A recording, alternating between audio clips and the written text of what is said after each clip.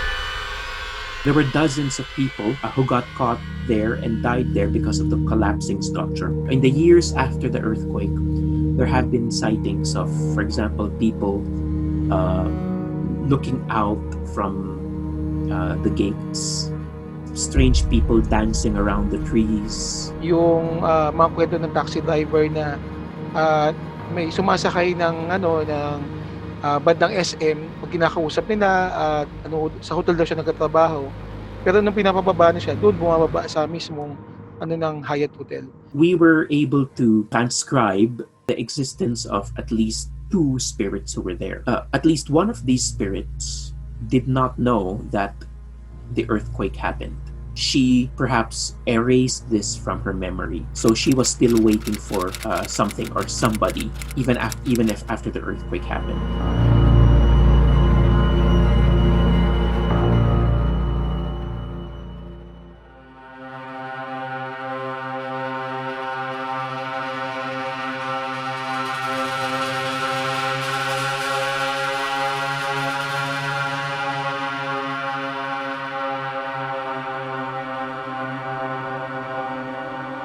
Kasi nung first year kami, sa UP Baguio Residence Hall kami nag-stay. So, nung pagpasok pa lang namin, alam na namin na may mga ganong kwento. Pero ako personally, never ko na-experience or may na-feel doon. One time, since all-girl dorm yung dorm namin, syempre bawal yung guys. Merong sumita sa amin na ka-dorm namin na bakit daw kami nagpapapasok ng lalaki sa room. So, kwento ko yun sa mga roommates ko. Tapos, doon nag-open si Faith na actually may kasama kami doon sa room na guy. I see shadows of men there sa may cabinet ko. And there was this specific morning where na-feel ko na I was alone and then nagising ako. And you know how you're pulled back by some force? And I don't know what happened after that kasi parang someone just grabbed my shirt from the back and then hinila ako. Then I felt so cold. Yung nag-freeze talaga ako. Tapos, there are many instances when I pull an all-nighter for my ACADS and I feel like I wasn't alone. Then I glance to my right, then someone's there. I know hindi yung roommate ko because ang tangkad and it's male figure talaga. But there are times na medyo clear siya eh. He's wearing a suit, like a formal attire, ganyan. Honestly, tingin ko yun yung suot niya nung nilibing siya or something. I feel the same person watching over me. And in the course of my college life, I moved sa iba-ibang rooms, sa iba-ibang boarding houses, and I still feel him there. May times na when I take a nap and then when I wake up, he's still there sitting sa may paanan ng bed ko. Like, he's just there. Ganon. He's just like looking at me and watching over me. And it's scary kasi parang when I wake up, oh my God, you're still here. I thought taga-dorm ka lang no first year ako. And if I leave, hindi ka na magpapakita ulit. Every room na I lived in, may encounter ako sa kanya. The question there is this spirit bothering him or her? Does this spirit have a message to say? If so, maybe it would be prudent for him or her to his or her own time to ask the question, why is he or she being followed?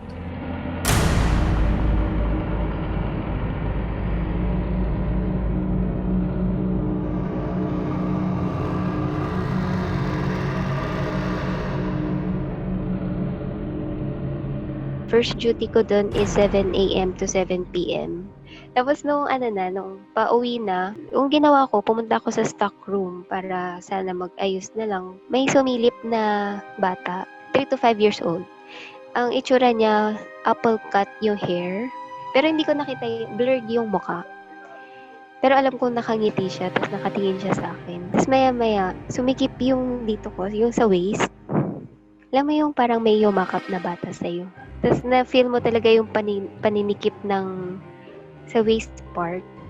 Pero wala na, hindi mo na siya nakikita, parang hangin na lang.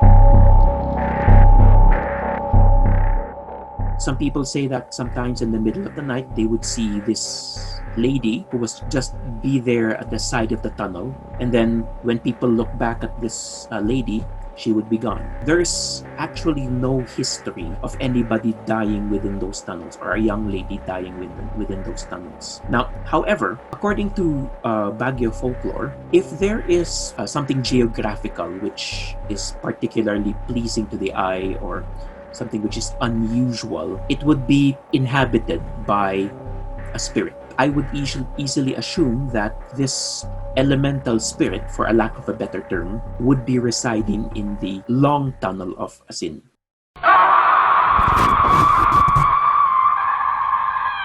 One thing that I learned about being an investigator for these years is that if you encounter something which you cannot understand, the very first thing that you have to do is to just feel it. It would often be best to keep track of them and then ask yourself the question, why did I feel this?